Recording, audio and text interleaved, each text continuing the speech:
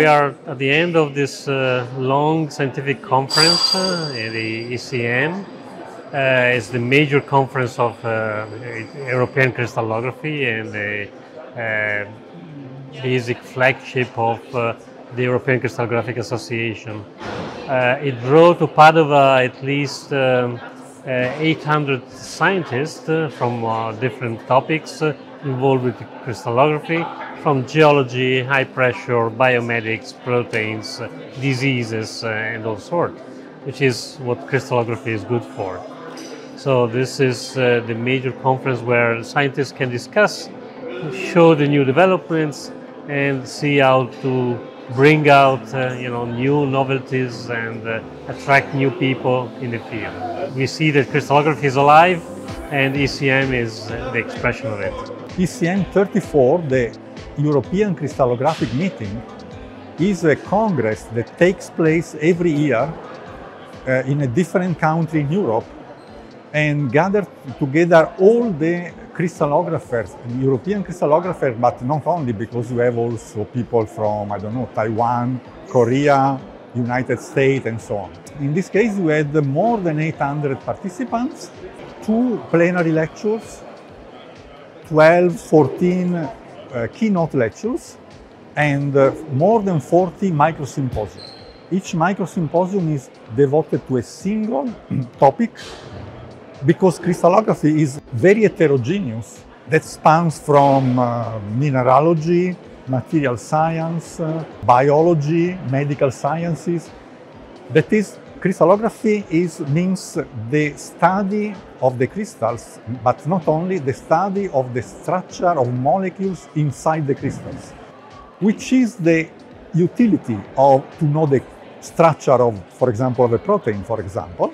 Well, because if you want to understand the mechanism of function of these molecules, you need to know the position of all the atoms of the molecule in the three-dimensional space. That means the structure, so you know where atoms are positioned. So, for example, if you want to design a drug, a compound that binds to a specific protein, if you know the structure, that helps a lot, facilitate the possibility of drug design, for example. Crystallography has played an essential role in life sciences since basically the late 50s, when the first structure of a biological macromolecule, which was actually myoglobin, was solved.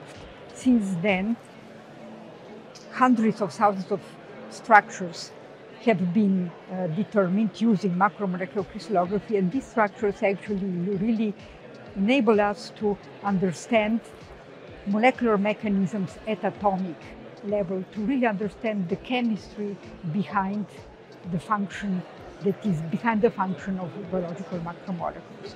Macromolecular crystallography was the first and pioneering method. Now, of course, we use typically a combination of different approaches, being that cryo-electron microscopy, nuclear magnetic resonance, or complementary, I would say, space-sensitive spectroscopic approaches. I believe the structural biology is now going in the fourth dimension. Fourth dimension being time. First of all, we would like to look at molecules, biological macromolecules, when they perform molecular gymnastics, because it's only then that they actually function. No macromolecule functions in a rigid way. So a number of techniques are being developed to follow and monitor these molecular changes in function of the molecule. Second, very important area of research is actually dynamic disordered proteins. More than 35% of proteins in human body are intrinsically disordered. And we need methods to actually understand and follow their structures as well. And this is, of course, methods are being developed, but there is a lot to be discovered there.